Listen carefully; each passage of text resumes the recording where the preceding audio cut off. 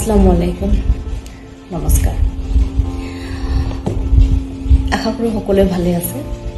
মই বিগত 7 বছৰ কাল ছাত্ৰ ৰাজনীতিত আছিলোঁ আৰু তাৰ পৰা আহি 2 বছৰ কাল হ'ল মই প্ৰত্যক্ষ ৰাজনীতিত যোগদান কৰিছোঁ।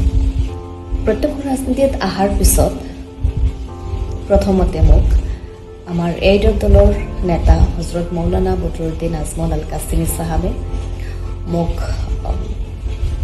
সাধাৰণ সম্পাদিকা প্ৰশাসনিক কেন্দ্ৰীয় মহিলা মৰ্চাৰ দায়িত্বভাৰ মোক দিছিলে আৰু সেই দায়িত্বভাৰ মই সুচাৰুৰূপে এবছৰ কাল চলাইছিলোঁ আৰু তাৰ পিছত মোক কেন্দ্ৰীয় মহিলা মৰ্চাৰ সভানেত্ৰীৰ দৰে এটা গুৰুত্বপূৰ্ণ আৰু সন্মানীয় পদত মোক অধিষ্ঠিত কৰে আৰু এই গুৰু দায়িত্ব মোক প্ৰদান কৰে।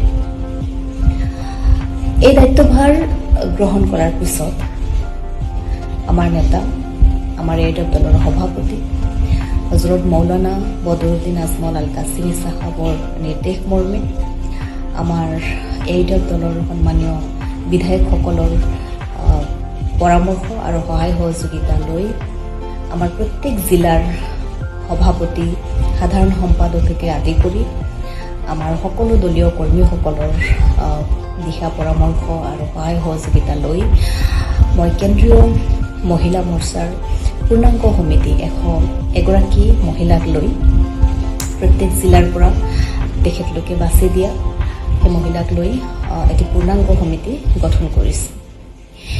আটাইতকৈ গুৰুত্বপূৰ্ণ কথাটো হ'ল যে কেন্দ্ৰীয় মহিলা মৰ্চা AUDFৰ যি সমিতিত মই ভাবোঁ যে জাতি, ধৰ্ম, বৰ্ণ, ভাষা নিৰ্বিশেষে সকলো মহিলাকে আমি সামৰি লৈছোঁ। বহুতে কথাটো ক'ব খোজে যে AUDF দল অকল মুছলমানৰ দল বা মিয়া মানুহৰ দল, কিন্তু মই ভাবোঁ যে নতুন সমিতি গঠন কৰাৰ পিছত বিশেষকৈ পূৰ্বতো আমাৰ দলত সকলো ধৰ্মৰ লোক, সকলো ভাষাভাষীৰ লোক আছিলে আৰু এইবাৰ বিশেষকৈ মই সভানেত্ৰী হোৱাৰ পিছত নতুন সমিতি গঠন কৰিছোঁ আৰু এই 101 মহিলাক লৈ যি কেন্দ্ৰীয় মহিলা মৰ্চা নতুন সমিতি গঠন হৈছে তাত বিভিন্ন ধৰ্ম, বিভিন্ন ভাষাৰ সকলো সম্প্ৰদায়ৰ লোকক সামৰি লৈ আমি এই সমিতি গঠন কৰিছোঁ, যিটোত মই ভাবোঁ যে সকলোৱে নিশ্চিতভাৱে ভাল পাইছে। আৰু এই গুৰু দায়িত্ব পোৱাৰ পিছত মই প্ৰথমৰ পৰাই যেতিয়া মই ছাত্ৰ ৰাজনীতিত আছিলোঁ 7 বছৰ কাল আমচুৰ সৈতে জড়িত আছিলোঁ, তাৰপিছত মই প্ৰত্যক্ষ ৰাজনীতিত মই এইডৰ দলত আহিছোঁ। মই স্থিৰ নিজকে সদায় ৰাজনৈতিক ক্ষেত্ৰতে হওক বা মোৰ যিটো স্থিতি সদায় মই স্থিৰ, মই বেছি লয়েল আৰু মই সত্যবাদী হিচাপত থাকি মই নিষ্ঠাৰে কাম কৰি যাম, এইটো আশা মই বুকুত ৰাখিছোঁ।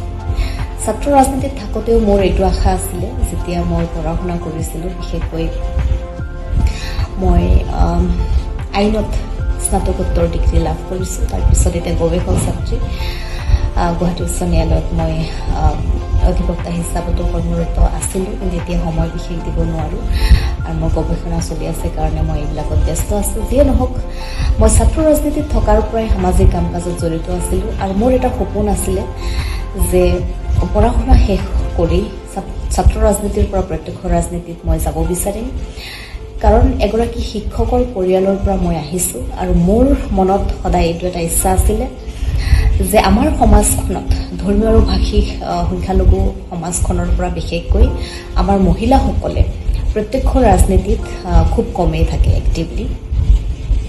সক্ৰিয় হিচাপত প্ৰত্যক্ষ ৰাজনীতিত আমাৰ মুছলমান মহিলা বা ধৰ্মীয় ভাষিক সংখ্যালঘুৰ মহিলাসকল খুব কম থাকে সক্ৰিয় ৰাজনীতিত হিচাপত। গতিকে মোৰ এইটো এটা সপোন আছিলে যে মই এই ৰাজনীতিত যাম আৰু প্ৰত্যক্ষ ৰাজনীতিত মই সক্ৰিয় হিচাপত থাকিম। এই নিৰ্যাতিত নিষ্পেষিত লোকসকলৰ কণ্ঠ হৈ থাকিব মন আছে মোৰ আৰু বিশেষকৈ মহিলাসকলৰ, ভাষিক আৰু ধৰ্মীয় সংখ্যালঘু মহিলাসকলৰ ন্যায় আৰু অধিকাৰৰ হৈ মই মাত মাতিম, সেইটো এটা মোৰ আশা আছিলে। আৰু সেই উদ্দেশ্য আগত ৰাখিয়ে পঢ়া শুনা শেষ হোৱাৰ পিছত যেতিয়া মোৰ গৱেষণাৰ কাম চলি আছে তেতিয়াও মই এইটো এটা আশা ৰাখিছোঁ যে প্ৰত্যক্ষ ৰাজনীতিত আমাৰ মহিলা কম, গতিকে মোৰ এটা সপোন যে কমচে কম 100গৰাকী মহিলাৰ যদি নেতৃত্ব দিব পাৰোঁ তেনেহ'লে মোৰ যি যাত্ৰা সেই যাত্ৰা সফল হ'ব। যিয়ে নহয় অসমৰ প্ৰত্যেক জিলাৰ পৰা বাছি বাছি আনি আমি কেন্দ্ৰীয় সমিতিত 101গৰাকী মহিলাক আমি মহিলাৰে গঠন কৰিছোঁ কেন্দ্ৰীয় সমিতি। আৰু এইবাৰ বিশেষকৈ উচ্চ শিক্ষিত, জ্ঞানী আৰু সবল কণ্ঠৰ, বল্ড কণ্ঠৰ মহিলা আমাৰ বহুত আছে, যিটো মই খুব ভাল পাইছোঁ। আৰু ইয়াৰ লগতে মই আশা কৰিম যে আমাৰ সকলো জিলা সমিতিৰ যিসমূহ মহিলা আছে নিশ্চিতভাৱে সকলোৱে ভাল, খুব সক্ৰিয়, আৰু তাৰ পৰাও যদি আমি আৰু অলপ মহিলাক বেছি সক্ৰিয় কৰিব পাৰোঁ।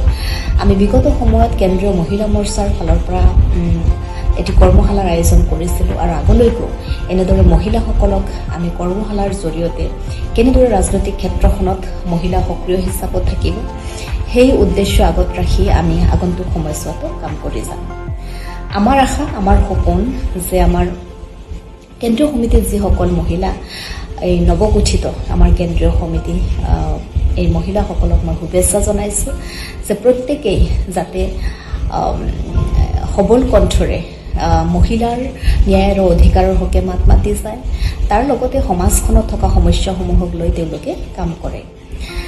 মই আজি পুনৰবাৰ আমাৰ নেতা হজৰত মৌলানা বদৰুদ্দিন আজমল আল কাছিমি চাহাবক আন্তৰিক ধন্যবাদ জ্ঞাপন কৰিছোঁ মোৰ প্ৰতি আস্থা আৰু বিশ্বাস ৰাখি এই গুৰু দায়িত্ব প্ৰদান কৰাৰ বাবে।